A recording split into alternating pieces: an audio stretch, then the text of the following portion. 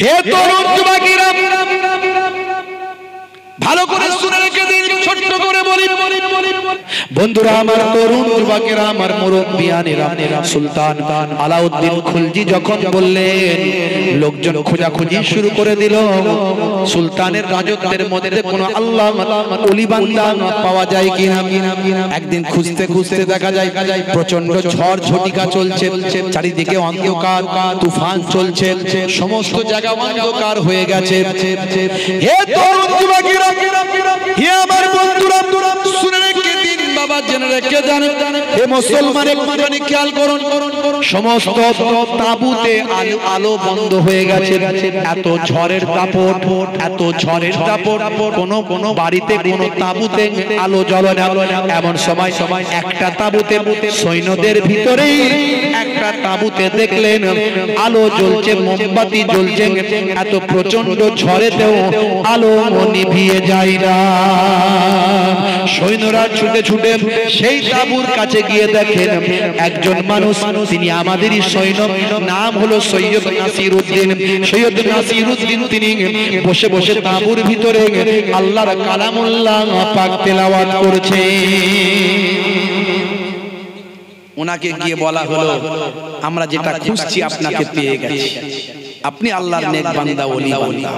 এত তুফানে কারো তাঁবুতে, কারো ঘরে আলো জ্বলার ক্ষমতা নাই, আর এই ঝড়ে, এই তুফানে, এই পানিতে আপনার নিশ্চিন্তে আপনার এই তাঁবুতে আলো জ্বলছে, আর আপনার এখানে কোনো হাওয়াও লাগছে না, আর উপরে কোনো পানিও পড়ছে না।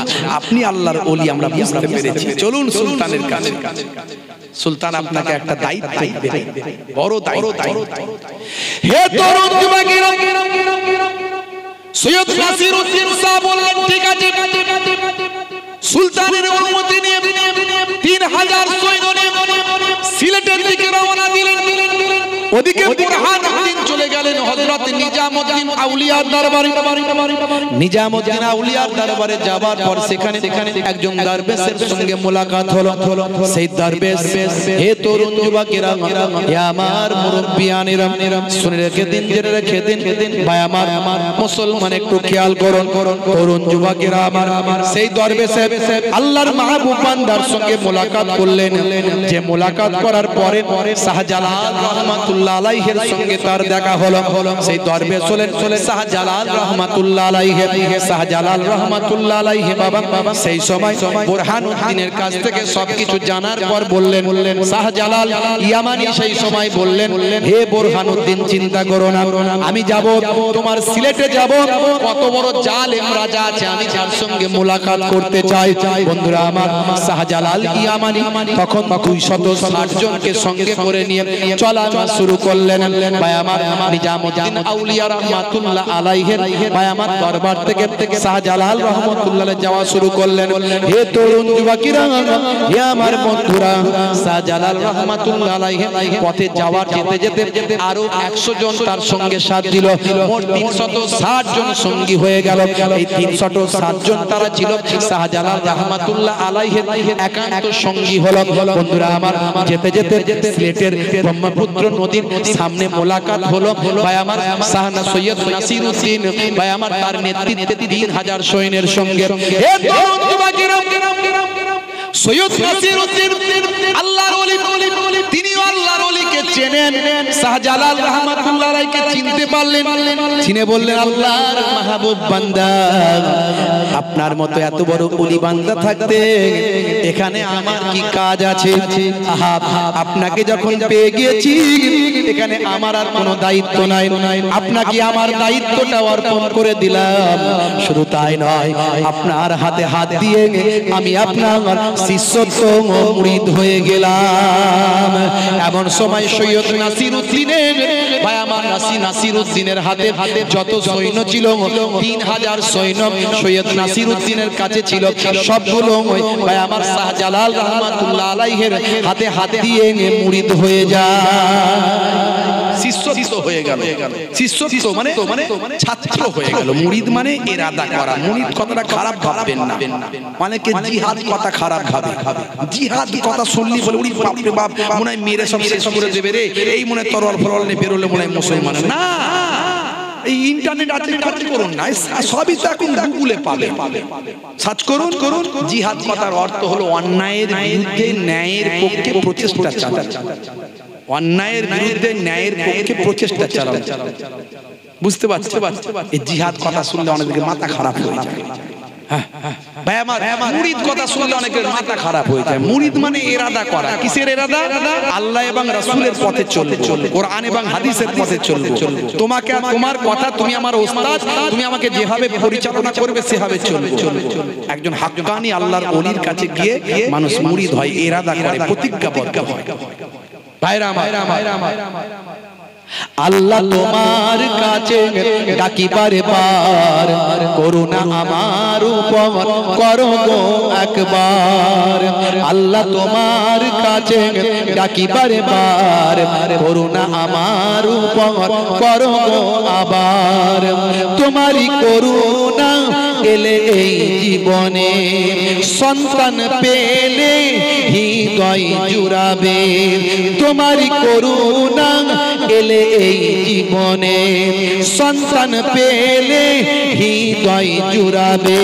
গরু দিয়ে আকিকা করব তাহলে, আল্লাহ কবুল তার করলো দোয়া যে। ফুটফুটে সন্তান জন্ম দিয়া, আল্লাহ কবুল তার করে দিল দোয়া।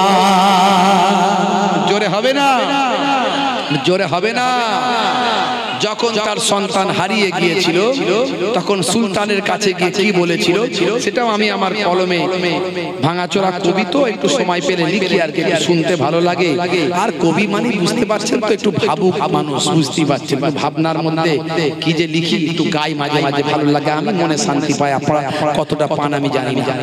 মন কেঁদে যায়, প্রাণ কেঁদে যায়, হৃদয় কেঁদে যায়। ও গো সুলতান আমি বুরহান, সিলেট বাড়ি আমার। মন কেঁদে যায়, প্রাণ কেঁদে যায়, হৃদয় কেঁদে যায়।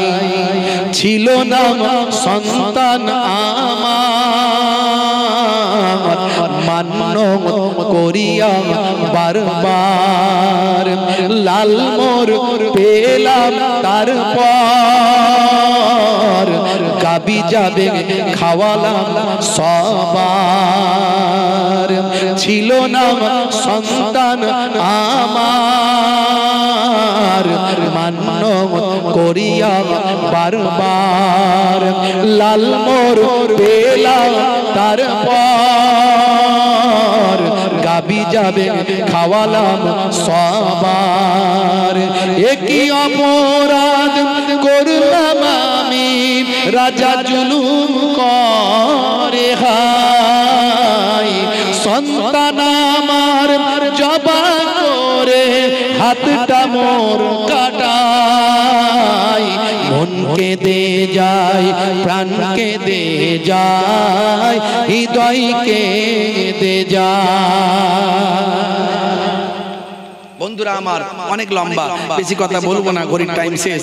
বাপেরা আমার, তরুণ যুবকেরা আমার, মুরব্বিয়ানেরা আমার, এমন সময় শাহজালাল রাহমাতুল্লাহ আলাইহি যখন ব্রহ্মপুত্র নদীর ধারে পারে পৌঁছালেন, বাদশা আগে থেকে খবর পেয়ে, রাজা আগে থেকে খবর পেয়ে, জালেম রাজা সব নৌকা বোট টোট যা আছে সব ডুবিয়ে দিয়েছে, নদীতে একেবারে যানবাহন শূন্য।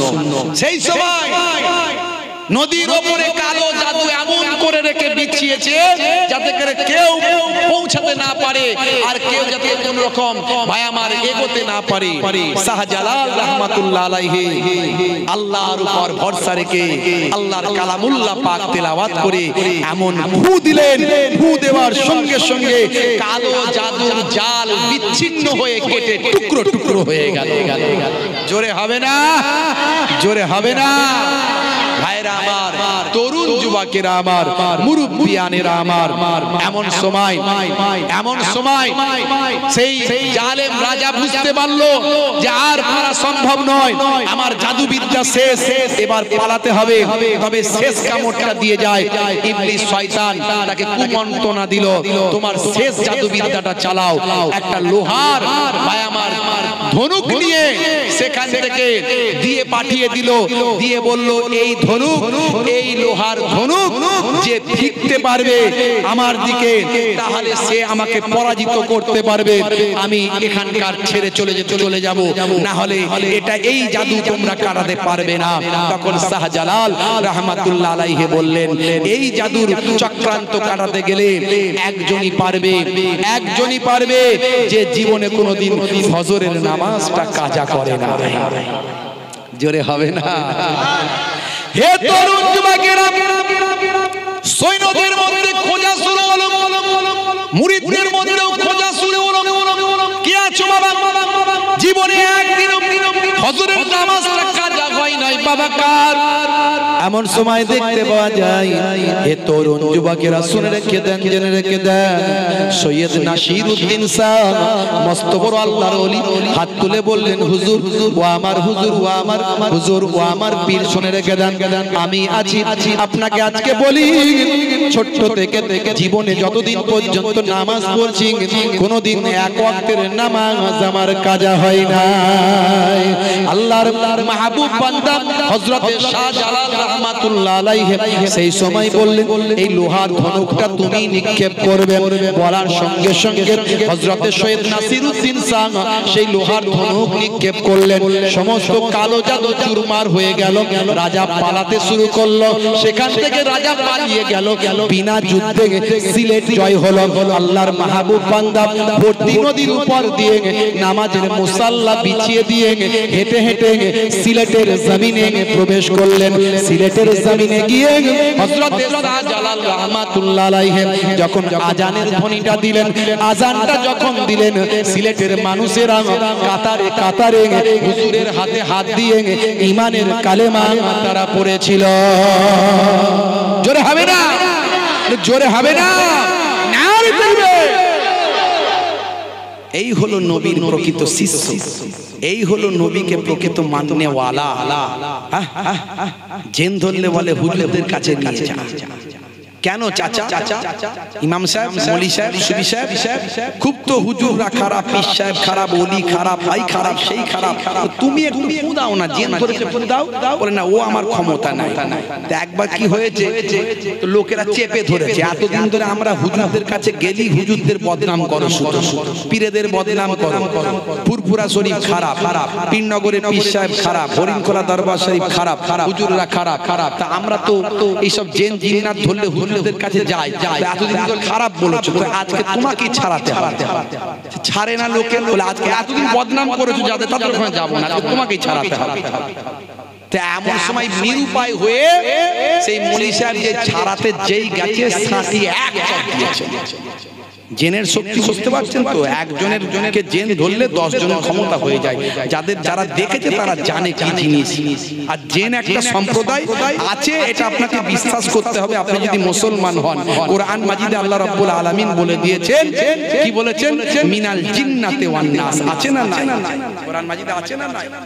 বাপেরা আমার, তরুণ যুবকেরা আমার, মুরব্বিয়ানেরা আমার, ভাইরা আমার, তো তাহলে আল্লাহর ওলিদেরকে ভালো আল্লাহর ওলিদের মহাব্বত করতে হবে, আল্লাহর ওলিদের প্রেম করতে হবে।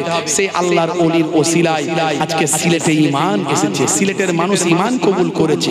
অথচ কিছু মানুষ সেখানে কি চলছে, কি হচ্ছে, আমি বলবো সব শিরক বিদআত বন্ধ করুন, শিরক বিদআতকে বন্ধ করুন, ভণ্ড পীরের আস্তানা ভাঙুন, ভণ্ড পীরেদের আস্তানার ভেঙে দিয়ে তাদের ব্যবস্থা নিন, কিন্তু সেটা গঠনমূলক পদ্ধতিতে, সেটা হবে শৃঙ্খলাবদ্ধ সমাজের পদ্ধতিতে, সেটা হবে গণতান্ত্রিক পদ্ধতিতে, সেটা হবে আইনের সাহায্যে, সেটা হবে ভাই আমার পুলিশ প্রশাসনের মাধ্যমে। কারণ কোন বিশৃঙ্খলা যখন মুসলমানরা করবে, বার্তা খারাপ যাবে সমাজে, বার্তা খারাপ দেবেন না। আপনি আপনার আকীদা নিয়ে থাকুন, আমি আমার আকীদা নিয়ে থাকি। নিজেদের মধ্যে মারামারি করার সময় নাই। দেওয়ালে পিঠ ঠেকে গেছে, দেওয়ালে পিঠ ঠেকে গেছে, ভালো করে বুঝে নিন, দেখে নিন, জেনে নিন, দেওয়ালে পিঠ ঠেকে গেছে। মুসলমান সেই রাসূলের সুন্নতকে আঁকড়ে ধরুন।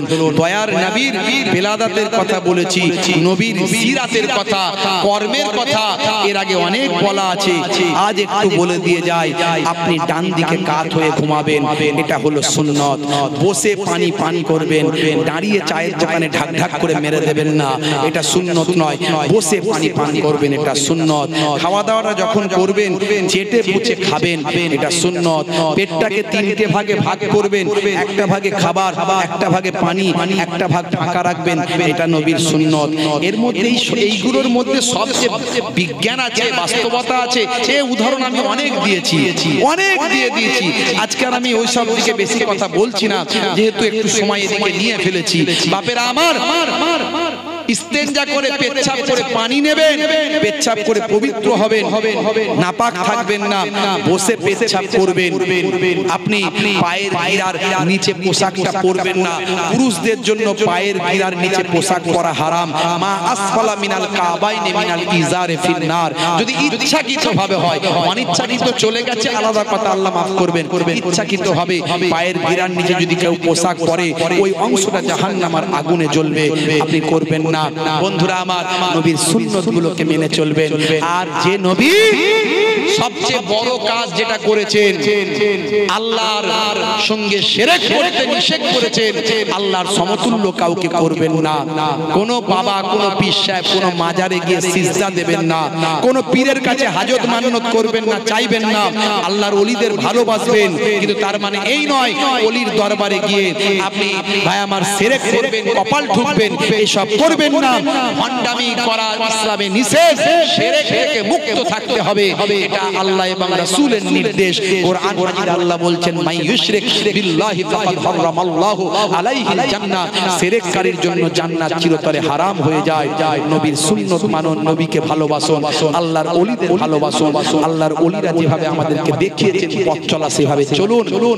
যাদের ভিতরে সুন্নত পাওয়া যায়, তারা কেউ পথহারা হয় না। রাসূলের পথে যারা চলে দুনিয়ায়, বাতিলের বাধা তারা মানে না। নিশীথ রজনীতে সেজদাতে যায়, হুসাইন তাদের নিয়ে ভাবনাতে রয়। বিপদের মাঝে তারা যতই পড়ুক, রাসূলের তরিকা ছাড়ে না। যাদের ভিতর সুন্নত পাওয়া যায়, তারা কেউ পথহারা হয় না।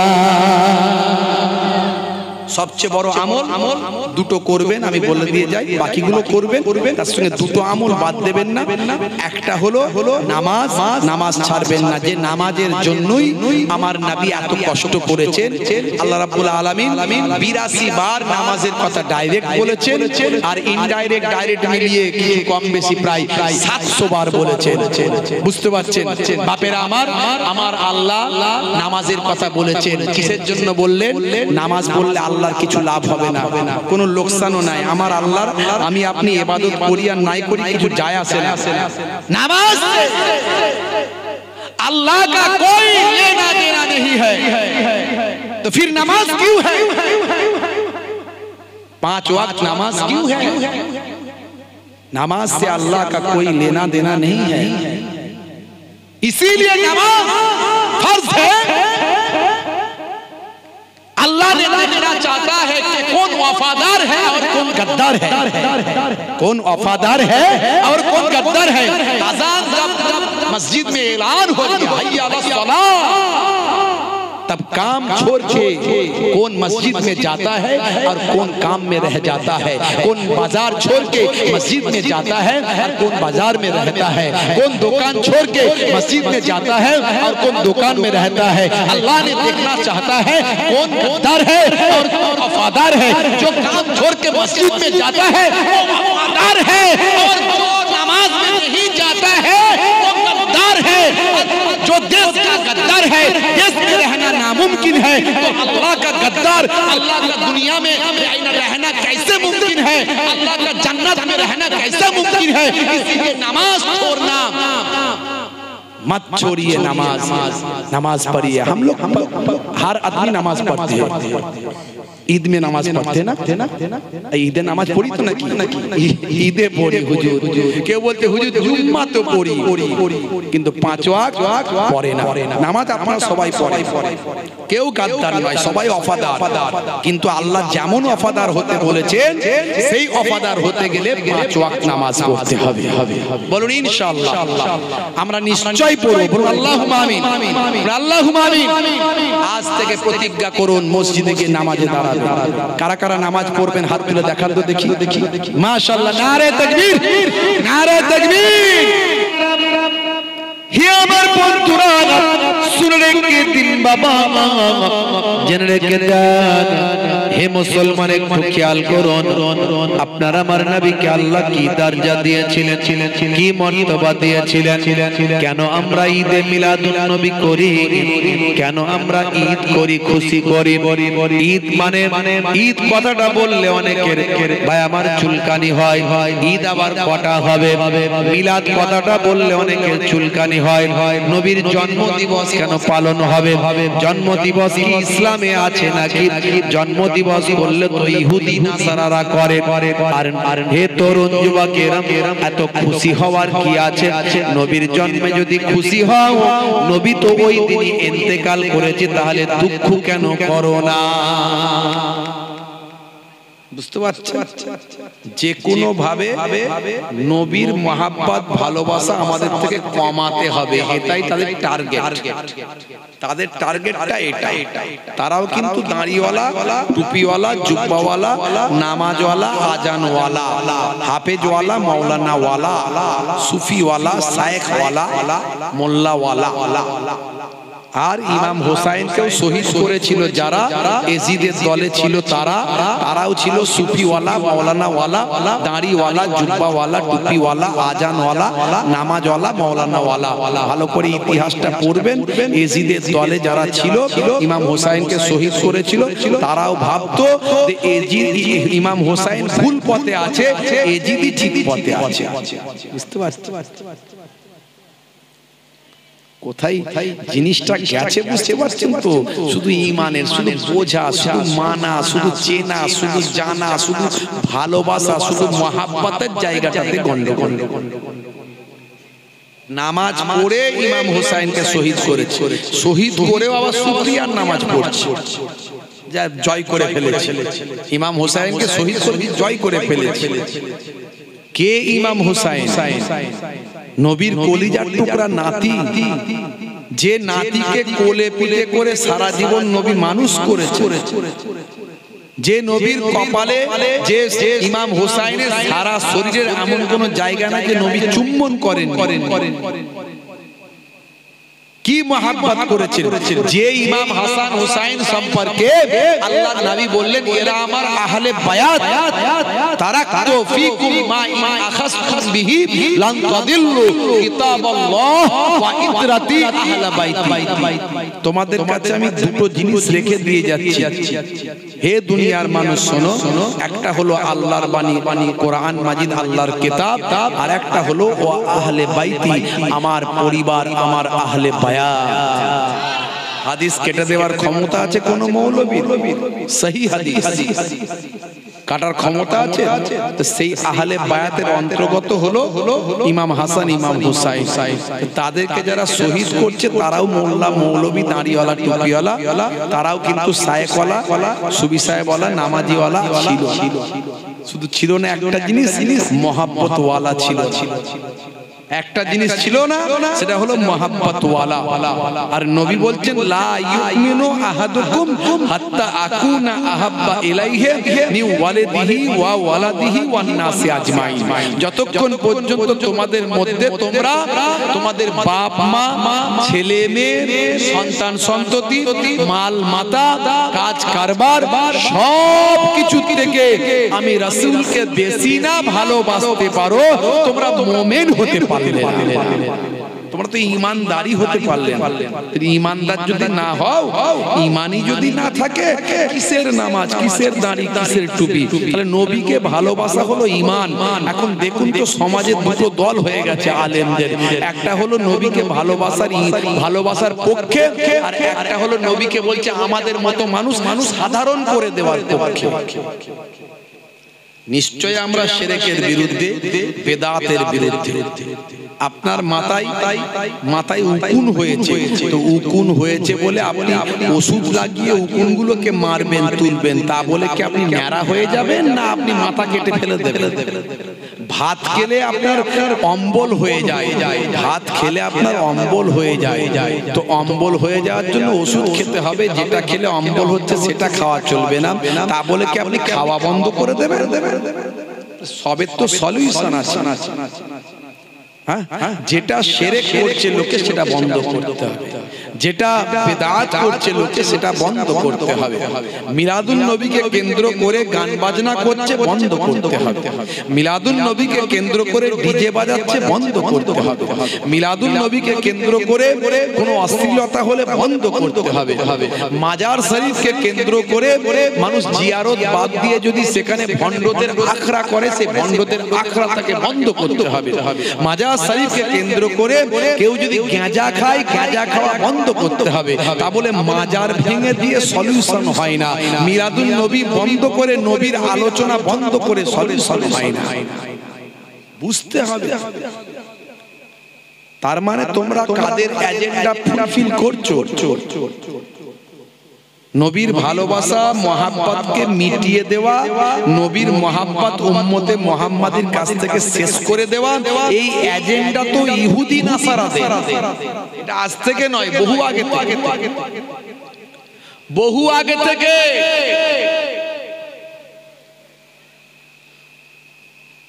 হে তরুণ যুবকেরা, হে আমার বন্ধুরা, শুনে রেখে দিন বাবা, জেনে রেখে দেন।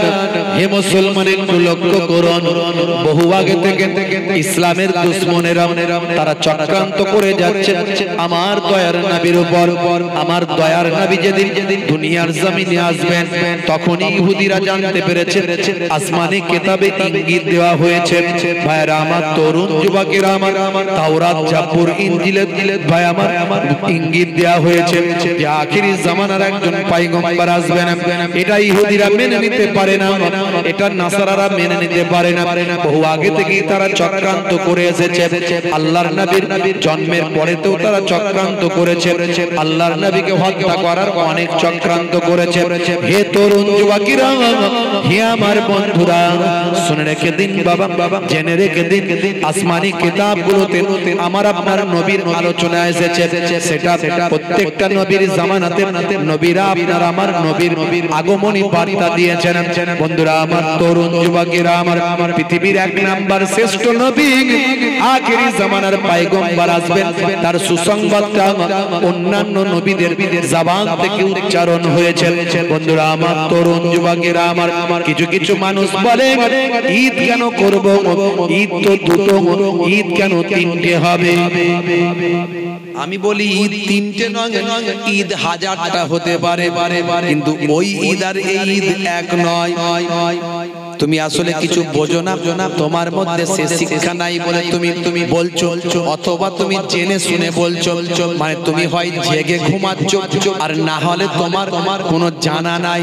জেগে ঘুমালে কাউকে তোলা যায় না।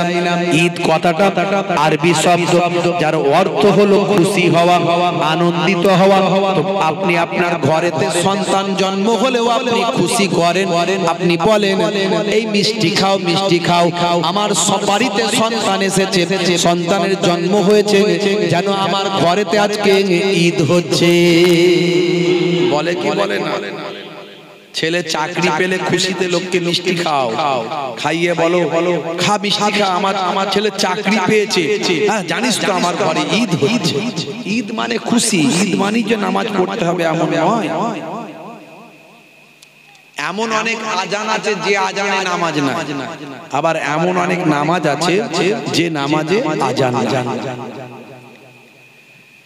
বাচ্চার জন্ম হলে ডান কানে আজান, বাম কানে ইকামত। ডান কানে আজান দেওয়ার পরে আপনি নামাজ পড়েন কি?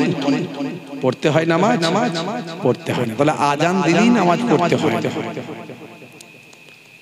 ইসলামে বলা হয়েছে জিন্নাতের ভয় হলে, কোন রকম সামাজিক বিপর্যয় হলে, কোন রকম মুসিবত এলে আজান দাও, বালা মুসিবত চলে যাবে। তো ওই আজান দিয়ে নামাজ পড়তে হয়। আবার নামাজ বলা হয়েছে যখন তুমি খুশি হবে, যখন তুমি বিপদে পড়বে, যখন তুমি শুকরিয়া জ্ঞাপন করবে, 2 রাকাত নফল নামাজ পড়ো। তো এই নামাজের জন্য আজান দিতে হয়।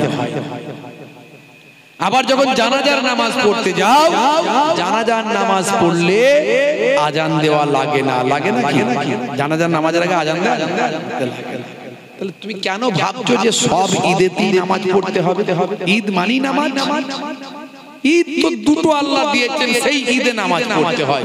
বাকি হাজারো ঈদ হতে পারে তোমার জীবনে, তুমি যখনই খুশি হবে সেটাই তোমার ঈদ। মানে খুশি।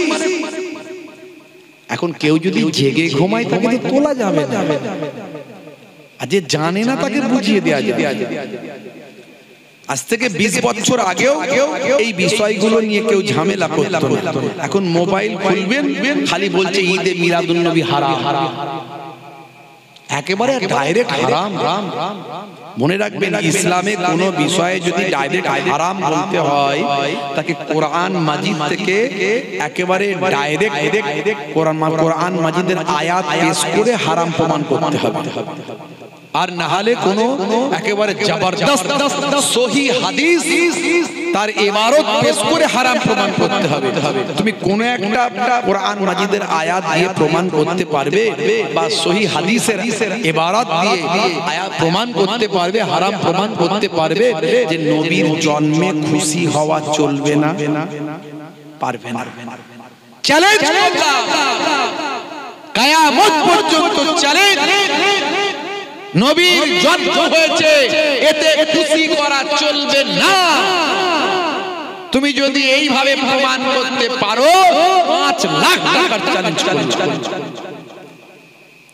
আর আমি তোমাকে প্রমাণ করে দিচ্ছি, একেবারে কোরআন মাজিদের একেবারে আয়াত দিয়ে প্রমাণ করব। আমি হাদিসেও যাব না। হাদিসে গেলেই তো তোমার আমরা যে হাদিসগুলো বলবো তুমি বলবে জাল, মাউজু, হ্যাঁ এটা হাসান নয়, এর সনদ সহি নয়, হ্যাঁ নানা রকমের বাহানা খোঁজার চেষ্টা করবে। তা আমি হাদিসে যাচ্ছি না, ডাইরেক্ট কোরআনের আয়াত দিয়ে বলছি নবীর জন্মে খুশি করা চলবে। তার দলিল ডাইরেক্ট কোরআন মাজিদ থেকে দিচ্ছি। পৃথিবীর কোন মোল্লা মৌলবী এলে তাকে প্রমাণ করে দিতে পারো যে হারাম প্রমাণ করছে। হে তরুণ যুবকেরা, হে আমার বন্ধুরা, শুনে রেখে দিন বাবা, জেনে রেখে দেন হে মুসলমান, লম্বা চওড়া নয়, ভূমিকায় কয়েকটি কথা বলে নবীর বেলাদাতের কথা বলবো। একদিকে বেলাদাত, মিলাদ। মিলাদ মানে হলো জন্ম, ভালো করে বুঝবেন। ওলেদাত, সেখান থেকে মিলাদ, মাউলুদ যার অর্থ হলো জন্ম। আর সিরাত, তার কথার অর্থ হলো ভাই আমার তার কর্ম কাজ। হে তরুণ যুবকেরা, জন্ম ছাড়া কখনো কর্ম হয় না। জন্ম ছাড়া কি কর্ম করতে পারবে? জন্ম না হলে কাজ হবে? কাজ করতে পারবে সে? আগে জন্ম তারপরে কর্ম। তাহলে যারা বলে শুধু সিরাত বলবো, নবীর কাজ বলবো, তারা জন্মের কথা আলোচনা না করলে নবীর সঙ্গে দুশ্মনী করা হলো। কথা ঠিক না? বন্ধুরা আমার, তরুণ যুবকেরা আমার, হে আমার মুরব্বিয়ানেরা, নবী পাকের জন্ম দয়ার নবী রাহমাতুল লিল রাহমাতুল আলামিন পৃথিবীর জমিনে এসেছেন মুসলমানেরা খুশি হবে। আল্লাহ স্বয়ং খুশি হয়েছিলেন, ফেরেশতারা খুশি হয়েছিলেন, আরবের মানুষেরা খুশি হয়েছিল, পশু পাখিরা খুশি হয়েছিল, গাছপালা সব খুশি হয়েছিল, জীবজন্তু খুশি হয়েছিল, আকাশ বাতাস খুশি হয়েছিল। কারণ পৃথিবীর এক নাম্বার শ্রেষ্ঠ মহামানব পৃথিবীর জমিনে পদার্পণ করেছিল। হে তরুণ যুবকেরা, নবী পাকের জন্মে খুশি হতে হবে। এই নির্দেশ হলো আল্লাহর নির্দেশ। কার? যারা বলেন কার? নবী পাকের জন্মে খুশি হতে হবে, আনন্দ পেতে হবে, আনন্দ হতে হবে, দুঃখ করা চলবে না, মনকে বেজার করা চলবে না। নবীর জন্মে খুশি হতে হবে, এই অর্ডার কার? আল্লাহ। অর্ডার কার?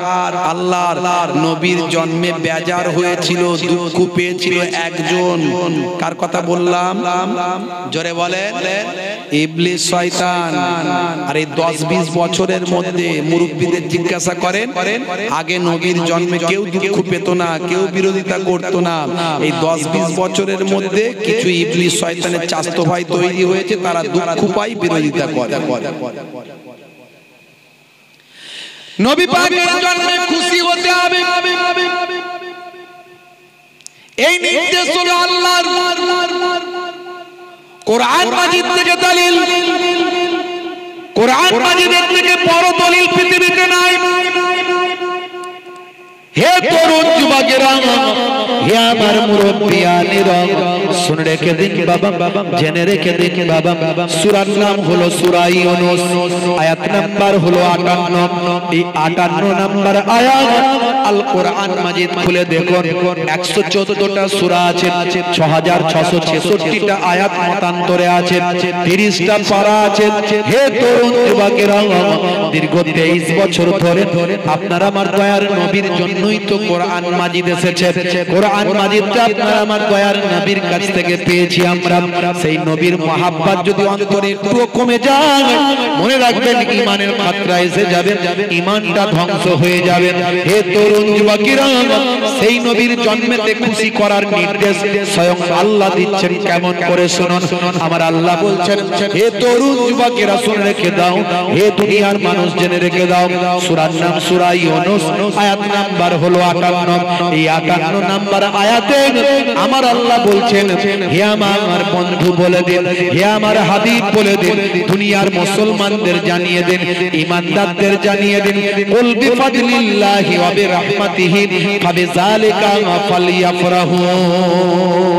হে আমার বন্ধু আপনি বলে দিন, হে দুনিয়ার মানুষ, মুসলমানেরা, ঈমানদারেরা, তোমরা আল্লাহর ফজল পে, আল্লাহর রহমত পে, এটা পে তোমরা খুশি করতে থাকো, আনন্দিত হয়ে যাও। ফজল মানে হচ্ছে অনুগ্রহ, ফজল মানে হচ্ছে অনুগ্রহ, আর রহমত মানে হলো দয়া, রহমত।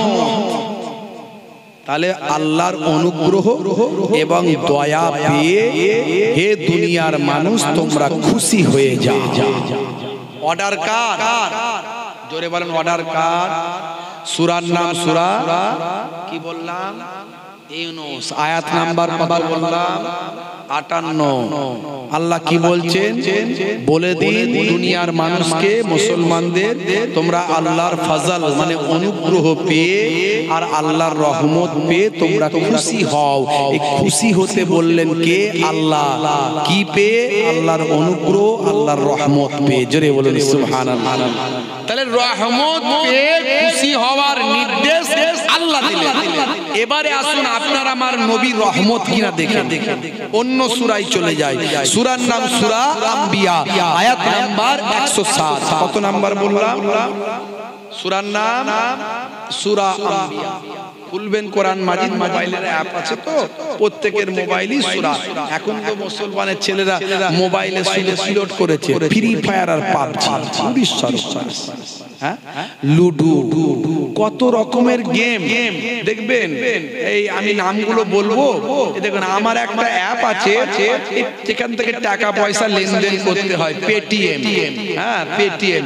এই পেটিএম খুললে এখানেও আমাকে বলছে তুমি এই গেমগুলো লোড করো। কি গেম লোড করতে বলছে?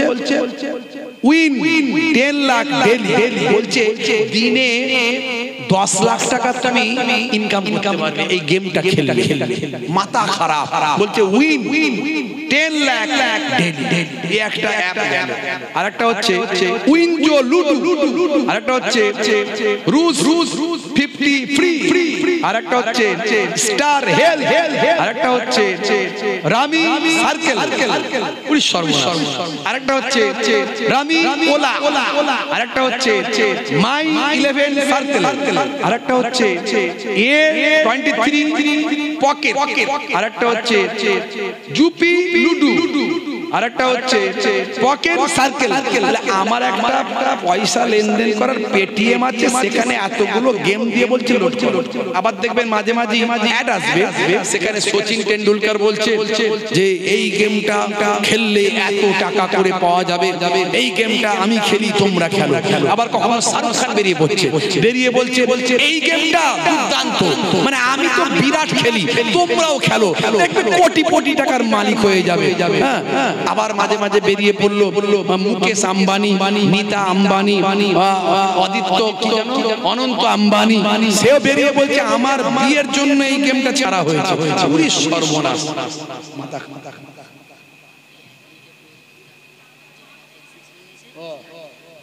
আর কি তাই করে দাও, তাই করে দাও।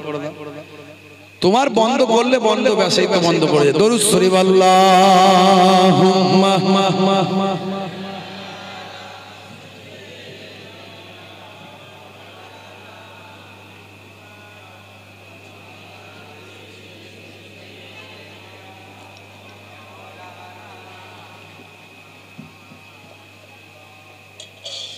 আল্লাহুম্মা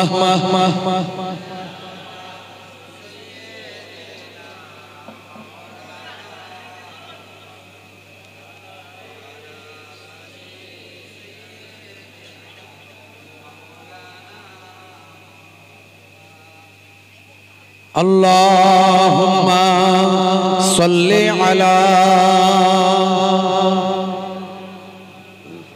একবার দরুদ শরীফ পড়লে 10টা নেকি, মুহাব্বতের সঙ্গে জোরে জোরে ওয়া আলা আলিহি।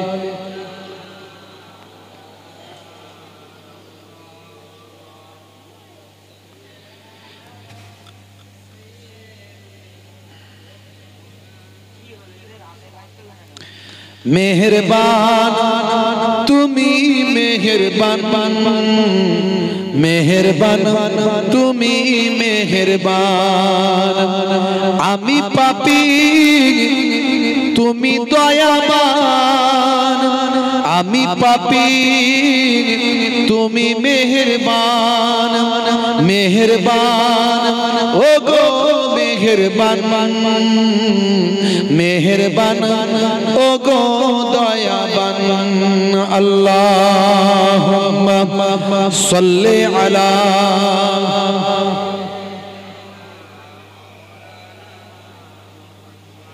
ওয়া আলা আলিহি।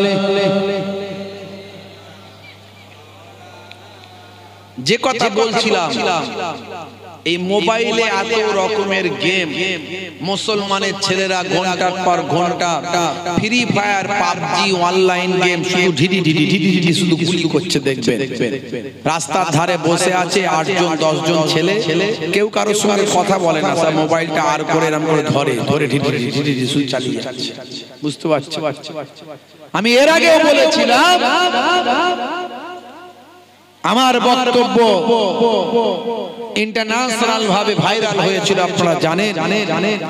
প্রথম যখন ফ্রি ফায়ার, পাবজি এই সমস্ত গেমগুলো আসে মার্কেটে, তখন ফ্রি ফায়ারের মধ্যে দুটো ক্যারেক্টার ছিল, একটা হলো অ্যাডাম, একটা হলো ইভ। আমি সেই বক্তব্য দিয়েছিলাম অ্যাডাম আর ইভ নিয়ে।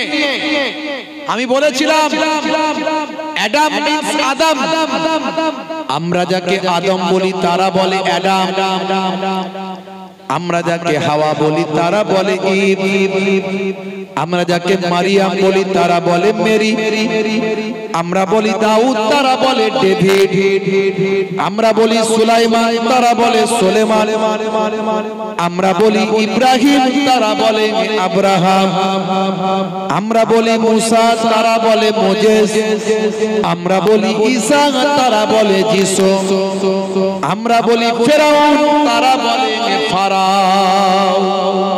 নামগুলো শুধু চেঞ্জ, বুঝতে পারছেন? আসলে আসমানি কিতাব তো সব ঠিক, কিন্তু ওরা বিকৃত করেছে। আমি সেদিন বলেছিলাম এখানে অ্যাডাম আর ইভের চরিত্র মানে অ্যাকর্ডিং টু খ্রিস্টানিটিতে বলা হচ্ছে অ্যাডাম মিন্স আদম আর ইভ মিন্স আমরা বলি হাওয়া আলাইহিস সালাম। তাদের ডেফিনেশন দেওয়া থাকে, সেখানে ডেসক্রিপশনে লেখা ছিল believe to be the first man to walk this earth. হযরত আদম মানে অ্যাডামের নিচে, অ্যাডাম মিন্স ডেফিনেশন যেটা দেওয়া ছিল। ভাইরা আমার, আমি বলেছিলাম দেখো এখানে পরিষ্কার লেখা আছে believe to be the first man to walk this earth. বিশ্বাস করা হয় ইনি হলেন পৃথিবীর প্রথম মানুষ যিনি পৃথিবীতে পদার্পণ করেছেন। তারা বলছে অ্যাডাম, আমরা বলছি আদম। আদম নবী তো পৃথিবীতে প্রথম পদার্পণ করেছিলেন। গেমের চরিত্রে আমাদের নবীদের পর্যন্ত নামিয়ে নিয়ে আসা হয়েছে। শুধু আমাদের নবী নবী সবাই, সারা পৃথিবীর সবাইয়ের পয়গম্বর, সবাইয়ের আদি পিতা। আমি বলেছিলাম সেদিন হারাম। আমার বক্তব্য ভারত, পাকিস্তান, আফগানিস্তান, ইন্দোনেশিয়া, মালয়েশিয়া, পৃথিবীর অনেকগুলো দেশেতে বিভিন্ন ভার্সন চেঞ্জ হয়ে বক্তব্যটা ভাইরাল হয়েছিল। বিভিন্ন জন করেছিল, আমার বক্তব্যকে সামনে রেখে তারা বক্তব্য রেখেছিল।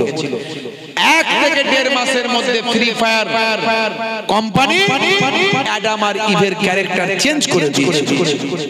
যারা খেলতো আগে জিজ্ঞাসা করে, কোম্পানি দেখলো লস, তারা চেঞ্জ করে দিল।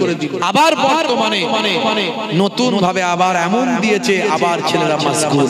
আমি সেদিনও বলেছিলাম হারাম, আজও বলে যাচ্ছি এই সমস্ত অনলাইন গেমগুলো খেলা হারাম। কারণ এগুলো নেশা তৈরি করে, এগুলো সময় অপচয় করে, এগুলো পয়সা নষ্ট করে, এগুলো বিবেক বোধকে হারিয়ে দেয়, এগুলো পিতামাতার অবাধ্য করে। তাই এর আগেও বলেছিলাম হারাম, এখনো বলছি হারাম। আল্লাহর নবী বলছেন কুল্লু মুসকিরিন হারাম, প্রত্যেক নেশা হলো হারাম। আর আল্লাহর কোরআন বলছে যারা অপচয় খরচা করে, নষ্ট করে, তারা হলো শয়তানের ভাই। ইন্নাল মুবাজ্জিরিনা কানু ইখওয়ানা শায়াতিন, অপচয় খরচাকারী হলো শয়তানের ভাই। আজও বলে যাচ্ছি যারা এই সমস্ত অনলাইন গেমগুলো খেলে ঘন্টার পর ঘন্টা সময় নষ্ট করছে, আল্লাহর কোরআন অনুযায়ী তারা সব শয়তানের ভাই।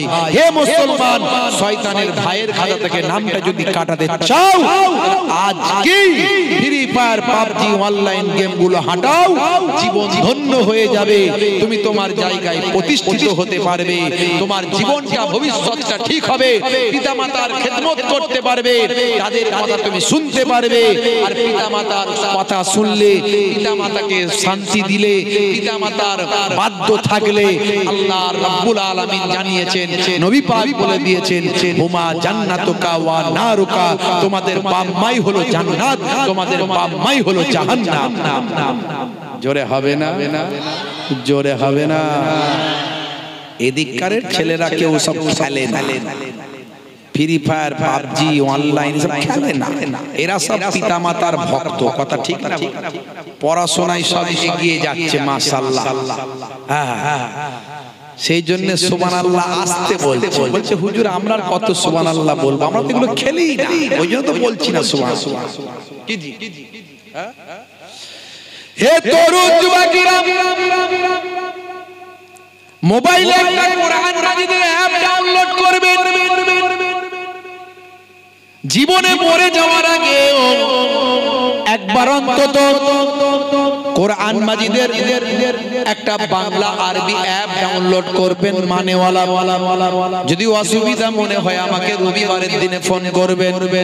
রবিবারে আমি ফোনে কথা বলি সারাদিন ধরে, আমি আপনাকে বলে দেব অ্যাপটা ডাউনলোড করবেন। আপনি সেই অ্যাপটা ডাউনলোড করে রাখলেন, রাস্তাঘাটে যাচ্ছেন, বাসে যাচ্ছেন, ট্রেনে যাচ্ছেন, সময়টা ফাঁকা আছে, একটু বসে আছেন, নিজের মনে মনে কোরআন মাজিদের 10টা লাইন পড়বেন। আরবি যদি পড়তে না পারেন বাংলায় উচ্চারণ করে করে পড়বেন, আর নিচের মানেটা একটু পড়ে নেবেন। কোরআন মাজিদ সারা পৃথিবীর মানুষের কাছে আজকে আলোড়ন সৃষ্টি করেছে। সেই কোরআন মাজিদে কি আছে হে মুসলমান তুমি জানলে না? এভাবে আস্তে আস্তে যদি একবার পড়তে পড়তে পড়তে পড়তে সারাটা জীবনের মধ্যে যদি এক খতম কোরআন মাজিদটা তুমি শেষ করতে পারো, মারা যাওয়ার পরে অন্তত আল্লাহর দরবারে বলতে পারবে হে আমার রব, আমি তোমার কোরআন মাজিদটা একবার প্রথম থেকে শেষ পর্যন্ত শেষ করে এসেছি। অন্তত বলতে তো পারবে। সেই কোরআন মাজিদটা ডাউনলোড করো। নবী পাকের একটা জীবনী ছোট থেকে ডাউনলোড করে নাও, আমাকে ফোন করবে, আমি বলে দেবো। তাহলে তো জীবনটা ধন্য হয়ে যাবে। যখন তখন এই যে আমি বলছি সূরা ইউনূস 58 নম্বর আয়াত, আপনি পাঠ করে খুললেন, একটু দেখে দিলেন হুজুর যেটা বলছে একটু মিলিয়ে দেখে দিন তো কেমন আছে, মনেও পড়ে যাবে, মাথায় ঢুকেও যাবে। হে তরুণ যুবকেরা, এখানে আল্লাহ রাব্বুল আলামিন কি বলছেন? কুল হে আমার নবী বলে দিন বিফাদলিল্লাহ, আল্লাহর ফজল, কুল বিফাদলিল্লাহি ওয়া বিযালিকা, কুল বিফাদলিল্লাহি ওয়া বিরহমাতিহি ফাবিযালিকা ফালিয়াফরাহু। আল্লাহর ফজল এবং আল্লাহর রহমত লাভ করে এটা পেয়ে যেন তারা খুশি হয়ে যায়। হে আমার হাবিব আপনি বলে দিন মুসলমানদের, ঈমানদারদের বলে দিন তারা যেন আমি আল্লাহ আমার ফজল মানে অনুগ্রহ, আমি আল্লাহ আমার রহমত পেয়ে তারা যেন খুশি হয়ে যায়। এবার চলে আসুন, রহমত পেয়ে আল্লাহ খুশি হতে বললেন, ভালো করে মাথায় রাখবেন।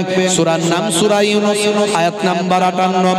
এবার রহমত আমার নবীর রহমত কিনা একটু দেখে নেব, তাহলে খুশি হওয়া যাবে কি যাবে না কোরআন থেকে প্রমাণ হবে।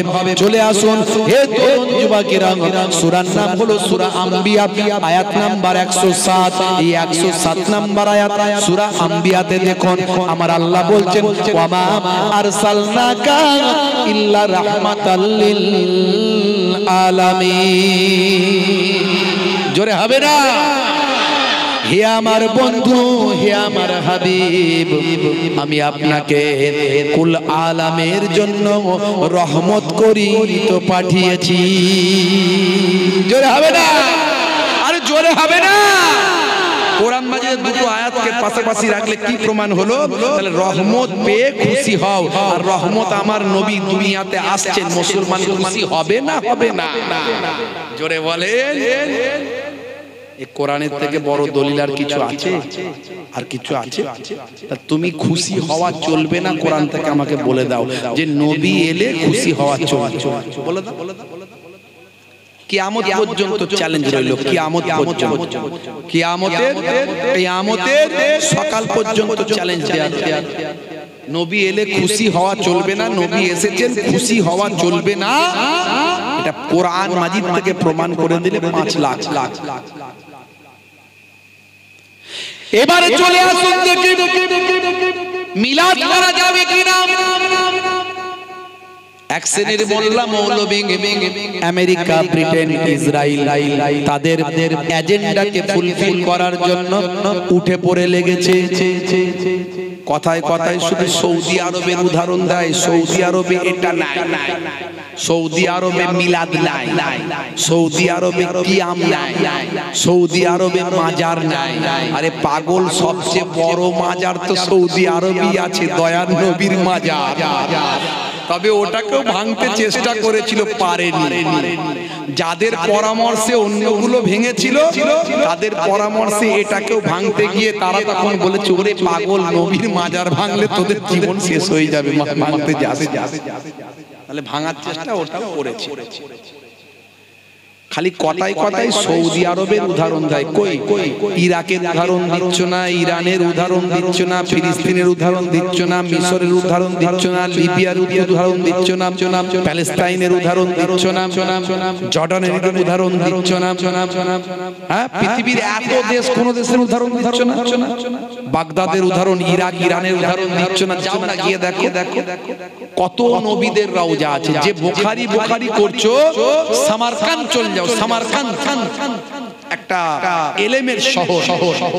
যে বুখারী করছো, বুখারী কথায় কথায় বলো না, বুখারীর কত নাম্বার আয়াত আছে? বুখারী মানে জানো? বুখার মানে জানো? বুখার অরিজিনাল বুখারী চোখে দেখেছো? এই তো বাংলায় বুখারী পড়ে, বাংলায়। আরবি ঠিক মানে আলাদা।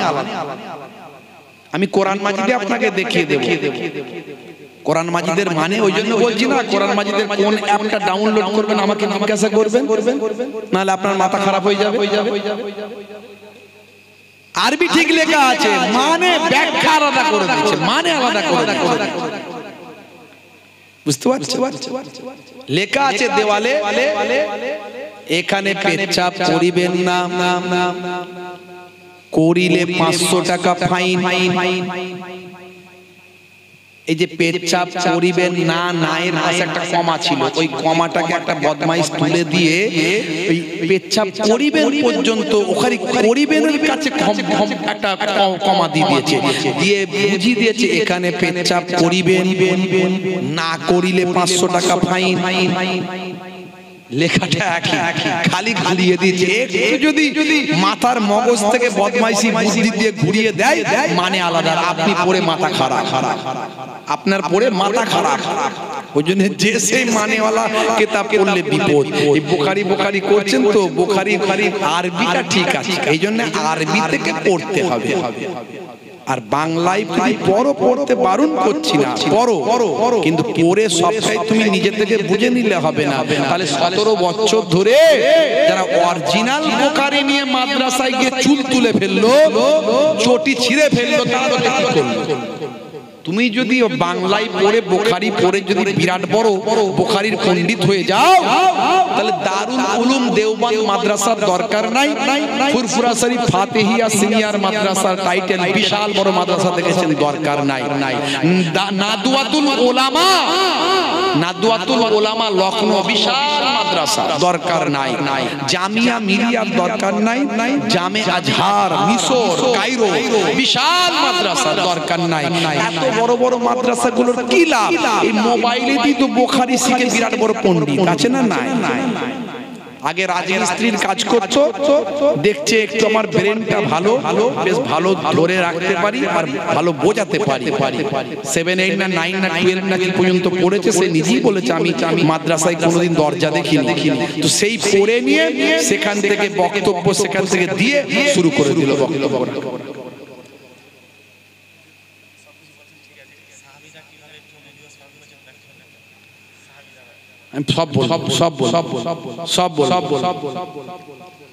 ভাইরা আমার, তরুণ যুবকেরা, মুরব্বিয়ানেরা আমার, শুনে রেখে দেন, জেনে রেখে দেন। তো বুখারী বাংলায় শুধু পড়লে হবে না, পড়ুন, কিন্তু যেখানে আপনার মনে হবে যে আমি সব বুঝে গেছি, এটা ভুল ধারণা। কারণ যারা 17 বছর 18 বছর পড়েছে, তারা মাদ্রাসায় পড়েছে, বড় বড় মুহাদ্দিসদের কাছ থেকে বুঝেছেন, ব্যাখ্যা বুঝেছেন। ভাইরা আমার, জওয়ান যুবকেরা আমার, মুরব্বিয়ানেরা আমার, শুনে রেখে দেন। তাহলে যেটা বলছিলাম, সূরার নাম কি বললাম? সূরা আম্বিয়া। আয়াত নাম্বার 107 এখানে বলে বোঝালাম যে খুশি করা যাবে। একটা একটা করে বলছি। ওই ভাই বলেছেন যে সাহাবীরাও নবীজির আলোচনা করেছেন, সেটা কিভাবে? আরে এত প্রমাণ আছে। আনসারী সাহাবারা, আমি ছোট করে বলে দিই, বললে তো অনেক কথাই বলা যায়।